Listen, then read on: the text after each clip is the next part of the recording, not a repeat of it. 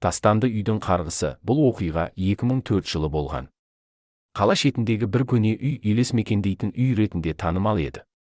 Жергілікті тұрғындар ол жерден аулақ жүруге тырысатын. Бірақ 4 жасөспірім, Арман, Дамир, Жансая және Айжан қорықпаймыз деп бұл үйге түнде кірмек болды. Олар бұл жай ғана аңыз деп ойлаған еді. Бірақ бұл олардың ең үлкен қателігі еді. Кіреберістегі елес жасөспірімдер үйге түнгі 23:30 шамасында кірді. Үйдің есігі шіріп, сәл ашық тұр. Ішке кіргенде ауаның салқындығы мен шіріген иіс оларды бірден шошытты. Дамир фонармен ішке жарық түсіріп, бұл жай ғана бос үй ғой, деп күлді. Бірақ сол сәтте екінші қабаттағы бір есік баяу жабылды. Мұнда біреу бар, деді Жансая үрейленіп. Бірақ Арман басын шайқап, жел шығар, қорқатын ештеңе жоқ деді де жоғарыға көтерілді. Қалғандары оны ерді.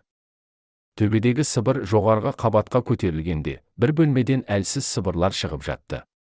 Көмектесіңдер, кетіңдер, деген үрейлі дауыстар естілді.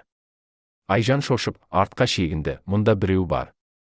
Дамир күліп, бұл бізді қорқытқысы келген біреу шығар деп есікті тарс ашып жіберді. Ішінде ешкім жоқ еді. Тек бөлменің ортасында балаларға арналған ескі ойыншықтар шашылып жатты. Бір қуыршақтың көзі Арманға тесіле қарап тұрды, ал еденде тозығы жеткен қағазда былай деп жазылып тұрды: сендер де қаласыңдар. Сол сәтте бір мұздай қол Дамирдің иығына тиді.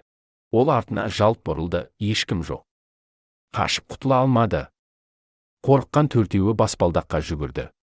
Бірақ есіктің алдындағы көрініс оларды жан түршіктірді. Бос тұрған үйдің төменгі қабаты қараңғылыққа жұтылып, қараңғы тұманмен қапталыпты. Бұл не? Деп Айжан айғай салды. Кенеттен бүкіл үйдің қабырғалары сытырлап, ескеден шіріп құлай бастады. Олар терезеге қарай ұмтылды. Бірақ сол сәтте бұрыштан бір қараңғы көлеңке қозғалып оларға жақындай бастады. Оның көздері қып-қызыл, беті жансыз, ал даусы өлім шақырғандай ысылдап шығып тұрды: сендер бұл үйден шықпайсыңдар. Тек біреуі ғана аман қалды. Қалған 3 досы ешқашан табылған жоқ. Тек үйдің еденінде Айжанның қол сағаты, Жансаяның сырғасы және Дамирдің айқайлап тұрған бейнесі бар қираған телефон жатты. Бүгінгі дейін бұл үй бос тұр. Кейбіреулер түнде оның терезелерінен қимылдап тұрған көлеңкелерді көргенін айтады. Бірақ ешкім бұл үйге қайта кірген жоқ. Ертесі күні таңертең полиция үйдің ішінде тек Арманды ғана тапты.